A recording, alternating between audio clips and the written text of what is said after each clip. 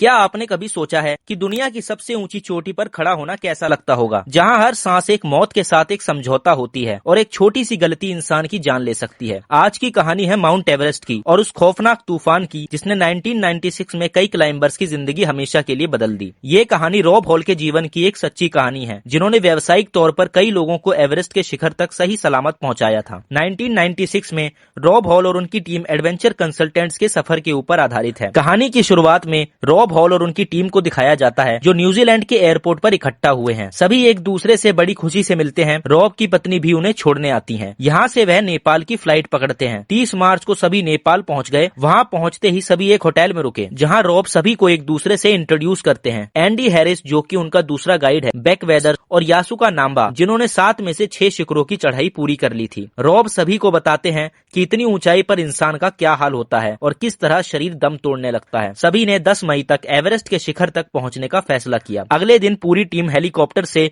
ल्यूकला के लिए रवाना हो जाती है। 9000 फीट की ऊंचाई पर तेंजिंग हिलरी एयरपोर्ट पर हेलीकॉप्टर लैंड करता है। यहाँ से टीम के सभी सदस्य बेस कैंप के लिए चढ़ाई शुरू कर देते हैं। नामचे बाजार और टैंगबोच मठ से होते हुए एक हफ्ते के बाद सभी बेस कैंप पहुंच जाते हैं। कैंप पहुंचते ही हेलन से मिलते हैं, जो बेस कैंप की मैनेजर हैं। जैसे ही सब इकट्ठा हो गए, रॉब उन्हें टीम डॉक्टर कैरोलाइन मैकेंजी से मिलवाते हैं और दोनों साथ मिलकर सभी सदस्यों को चढ़ाई के खतरों की चेतावनी देने लगते हैं। दरअसल एवरेस्ट पर चढ़ने के लिए सबसे जरूरी चीज ऑक्सीजन है। ऑक्सीजन की कमी से हाइपोथर्मिया हो सकता है, जिसकी वजह से ऊपर पहुंचते ही इंसान बौखला सकता है। सेरिब्रल एडिमा की वजह से दिमाग में सूजन हो सकती है। पल्मोनरी एडिमा की वजह से फेफड़ों में पानी भर सकता है। अगर ऐसा कुछ हो तो इंसान को तुरंत पहाड़ से उतर जाना चाहिए। यही सब डॉक्टर टीम मेंबर्स को बताते हैं। सभी सदस्यों का प्रशिक्षण शुरू हो जाता है। अगले 1 महीने तक सभी एवरेस्ट के वातावरण में खुद को ढालते हैं। वो ऐसा इसलिए करते हैं ताकि चोटी पर पहुंचने तक किसी भी तरह की मुसीबत से निकल सकें। इस वातावरण के हिसाब से ढलने के लिए 4 कैंप बनाए गए हैं। सबसे पहले कैंप 1 तक चढ़ाई करते हैं। उसके बाद 23,000 फीट पर कैंप 2 तक चढ़ाई करते हैं और बेस कैंप पर लौट आते हैं ताकि खुद को ढाल सके। कैंप 2 से आगे बढ़ते समय लोचे फेस में बर्फ की खाई आती है, पर क्योंकि इस साल यहाँ 20 से ज्यादा टीमें शिखर चढ़ने आई हैं, रॉब और उनकी टीम को 1 घंटे से ज्यादा इंतजार करना पड़ता है। इतने समय एक जगह रुके होने के कारण बेक वेदर्स के हाथ और शरीर जमने लगता है। बारी आते ही सबसे पहले बेक को आगे भेजा जाता है। वह डरा हुआ था। अचानक से पास ही बर्फ का पहाड़ टूट जाता है। बेक घबरा जाता है और अपना संतुलन खो देता है। वह सीढ़ी को कसकर पकड़ लेता है ताकि नीचे न गिरे। रॉब उसे बचाने के लिए सीढ़ी पर चढ़ जाता है और उसे सही सलामत वहां से निकालता है। इस घटना के बाद रॉब समझ जाता है कि उन्हें और भी सावधानी बरतनी होगी। इसीलिए बेस कैंप आने के बाद वो सभी टीम लीडर्स को बुलाता है और सभी को साथ में काम करने के लिए प्रेरित करता है ताकि ऐसी परेशानी दोबारा ना आए। सबके बीच बहस होती है और कई लीडर्स रॉब की बात मानने से इनकार तक कर देते हैं। रात के समय रॉब स्कॉट फिशर्स के टेंट में जाता है। स्कॉट फिशर भी एक प्रोफेशनल क्लाइंबर हैं, जो अपनी टीम माउंटेन मैडनेस को लेकर एवरेस्ट पर आए हैं। रॉब उसे समझाता है कि किसी हादसे को टालने के लिए उनका साथ में काम करना बहुत जरूरी है। स्कॉट रॉब की बहुत इज्जत करता है, तभी इस बात से सहमत हो जाता है। सभी आपस में काम बांट लेते हैं, जैसे पहाड़ के कई हिस्सों में मजबूत रस्सियों को बांधना। लोचे फेस, हिलरी स्टेप और एवरेस्ट का दक्षिण पूर्व हिस्सा, यहाँ रस्सियों की सबसे ज्यादा जरूरत थी। चढ़ाई शुरू करने से पहले सभी एक फोटो खिंचवाते हैं। अगले दिन अब माउंट एवरेस्ट की चोटी पर चढ़ने के लिए चढ़ाई शुरू होगी। रात को जब साथ बैठकर सब पार्टी कर रहे होते हैं, तभी जॉन क्रॉकर सभी से एक सवाल पूछता है। जॉन एक जर्नलिस्ट है जो रॉब हॉल और उनकी टीम के साथ शिखर पर चढ़ने वाला है ताकि इस सफर को वह अखबार में छाप सके। वो रॉब से सवाल करता है कि क्या उसकी पत्नी को उसका पहाड़ चढ़ना अच्छा लगता है। रॉब बताता है कि उसकी पत्नी भी एक क्लाइंबर है, इसीलिए वो समझती है। आगे जॉन एक ऐसा सवाल पूछता है जो सभी को सोचने पर मजबूर कर देता है। वो पूछता है कि आखिर क्यों? आखिर तुम सब शिखर पर चढ़ना क्यों चाहते हो, कुछ और क्यों नहीं? वो एक टीम मेंबर से सवाल पूछता है जिसका नाम हैंसन है। हैंसन एक पोस्टमैन है जो शिखर पर चढ़ना चाहता है। हैंसन बताता है कि उसके शहर में एक स्कूल है, वहीं पढ़ने वाले बच्चे चाहते हैं कि हैंसन एवरेस्ट पर चढ़े। वो उन्हीं बच्चों की खुशी के लिए और उन्हें प्रेरित करने के लिए ये करना चाहता है। रॉब अपनी पत्नी जैन आर्नोल्ड से बात करता है और बताता है कि कल वह शिखर पर चढ़ने के लिए चढ़ाई शुरू करेंगे। रॉब जैन से अपना ध्यान रखने के लिए कहता है क्योंकि वह प्रेग्नेंट होती है। रॉब कहता है कि अगर बेटी हुई तो हम उसका नाम सैरा रखेंगे। जैन मुस्कुराकर उसकी बात सुनती है। अगले दिन रॉब अपनी टीम के साथ शिखर के लिए चढ़ाई शुरू कर देते हैं। इस बार वह कैंप 4 तक सही सलामत पहुंच जाते हैं, पर मौसम खराब होने के कारण एक रात उन्हें वहीं रुकना पड़ता है। तूफान ने उनका रास्ता रोक लिया। तूफान रुकते ही रॉब सभी को बाहर आने को कहते हैं। वो सभी बहुत खुशकिस्मत थे क्योंकि तूफान ने अपना रास्ता बदल लिया था। सभी के पास अब चढ़ाई करने का सबसे अच्छा मौका था। 10 मई की आधी रात 12:30 बजे सभी ने आगे की चढ़ाई शुरू करी। उन्हें अब 12 घंटे में शिखर पर पहुंचकर वापस आना था। बिना समय बर्बाद किए सभी चढ़ाई शुरू कर देते हैं। चढ़ाई करते हुए सूरज निकल आता है और सभी एवरेस्ट के एक हिस्से द बालकनी तक पहुंच जाते हैं,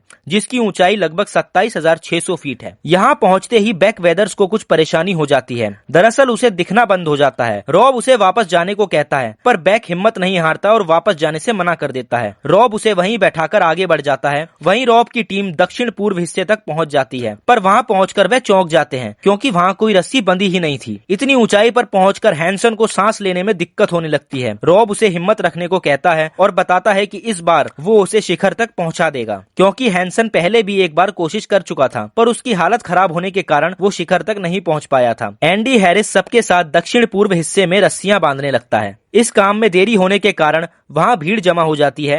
टीम के कई सदस्य वहीं से वापस चले जाते हैं क्योंकि उनका ऑक्सीजन खत्म होने वाला था। सभी को सांस लेने में थोड़ी बहुत दिक्कत होने लगती है। दोपहर के 12 बजे तक सभी हिलरी स्टेप तक पहुंच जाते हैं, जो लगभग 28,000 फीट की ऊंचाई पर है।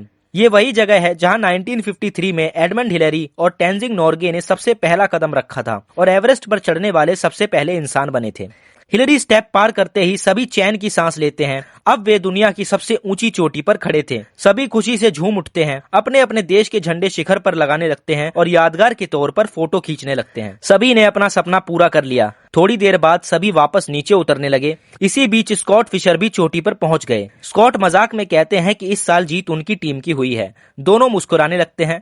रॉब स्कॉट से पूछता है कि क्या उसने हैंसन को देखा। स्कॉट कहता है कि हाँ, पर वह अभी काफी नीचे है। रॉब नीचे जाने लगता है। हैंसन को अभी भी चढ़ाई करने में परेशानी हो रही थी। रॉब उसे शिखर तक पहुंचाने से मना करता है क्योंकि काफी देर हो चुकी थी, पर हैंसन बहुत इमोशनल हो जाता है और कहता है कि उसे शिखर तक पहुंचना ही है। आखिरकार रॉब उसका हौसला देखकर उसे शिखर तक ले जाता है। हैंसन की खुशी का कोई ठिकाना नहीं था, लेकिन अब मौसम तेजी से खराब होने लगता है। घने काले बादल शिखर की तरफ आने लगे। बैक वेदर्स अभी भी ऊपर ही फंसा होता है क्योंकि उसे आंखों की समस्या हो गई थी। रॉब और हैंसन नीचे उतरने लगे, पर बर्फीली तेज हवाओं ने उन्हें रोक दिया और दोनों वहीं बैठ जाते हैं। पर तूफान इतना तेज था कि उन्हें कुछ भी दिखाई नहीं देता। इसी बीच हैंसन बेहोशी की हालत में अपनी रस्सी खोल देता है और खाई में गिर जाता है। रॉब ये देखकर दुखी हो गया और वहीं बैठ गया। वो बेस कैंप से संपर्क करता है और मदद मांगता है। रॉब भी अब बहुत थक चुका था, नीचे नहीं उतर पा रहा था।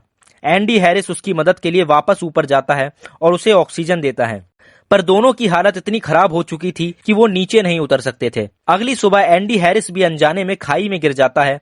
रॉब को इसका पता भी नहीं चला क्योंकि वो बेहोशी की हालत में था। बेस कैंप से हेलन रॉब से संपर्क करती है। रॉब अपनी पत्नी जैन से बात करना चाहता है।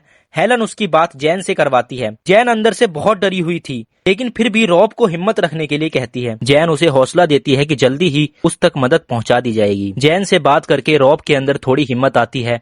वो आगे बढ़ने की कोशिश करता है। रॉब की मदद के लिए एक टीम भेज दी गई थी, पर सच्चाई तो ये है कि फिर से तूफान शुरू होने के कारण वो टीम भी रॉब तक अब नहीं पहुंच सकती। जब ये बात रॉब को पता चली तो उसने पूरी उम्मीद छोड़ दी। अब ना तो उसके शरीर में ताकत थी और ना ही मन में उम्मीद। आखिरी बार वो जैन से बात करता है। हजारों किलोमीटर दूर बैठी जैन ने रॉब की आवाज सुनी और उसकी आंखों में आंसू आ गए। जैन उसे हिम्मत रखने के लिए कहती है, लेकिन रॉब सच जानता था। धीमी आवाज में वो कहता है, शायद अब मैं हमारी बेटी से कभी नहीं मिल पाऊंगा। ये सुनकर जैन का दिल टूट जाता है, लेकिन फिर भी वो खुद को संभालकर रॉब को मजबूत रहने के लिए कहती है। कुछ देर तक दोनों खामोशी से एक दूसरे की आवाज सुनते रहते हैं और फिर रॉब आखिरी बार जैन से बात करते हुए अपनी आंखें बंद कर लेता है। इस घटना से सभी बहुत दुखी हो जाते हैं। वहीं दूसरी तरफ बैक वेदर्स को दिखाया जाता है, जो अभी जिंदा था। अचानक उसे होश आ गया और वो खुद चलकर कैंप 4 तक पहुंच जाता है। सभी उसे देखकर हैरान हो जाते हैं क्योंकि उन्हें लगा था कि बैक मर चुका है। बैक को कैंप 4 से कैंप 2 तक लाया जाता है और वहां से हेलीकॉप्टर द्वारा सुरक्षित बाहर निकाल लिया जाता है। 1996 की इस त्रासदी में Rob Hall, Scott Fischer, Yasuko Namba और एंडी हैरिस जैसे कई पर्वतारोहियों की मौत हो गई। बैक वेदर्स, जिन्हें मृत समझ लिया गया था, उन्होंने असंभव हालात में भी हार नहीं मानी और खुद चलकर कैंप तक पहुंचे। आज भी माउंट एवरेस्ट की बर्फीली ढलानों पर उस दिन की यादें दबी हुई हैं और शायद हर पर्वतारोही जब उस शिखर की तरफ कदम बढ़ाता है तो उसे ये कहानी जरूर याद दिलाती है कि प्रकृति के सामने इंसान की हिम्मत बड़ी हो सकती है, लेकिन प्रकृति से बड़ी कभी नहीं। बेक वेदर्स ने अपने दोनों हाथ और अपनी नाक खो दी। रॉब हॉल की पत्नी जैन आर्नोल्ड ने जुलाई 1996 में एक बेटी को जन्म दिया जिसका नाम उन्होंने सैरा रखा, सैरा आर्नोल्ड हिल। आज भी जब कोई क्लाइंबर माउंट एवरेस्ट की चोटी की ओर कदम बढ़ाता है तो वो सिर्फ एक पहाड़ पर नहीं चढ़ता, वह उन लोगों के सपने, हिम्मत और कुर्बानी की कहानी के बीच से गुजर रहा होता है जिन्होंने इस पहाड़ को इतिहास का हिस्सा बना दिया।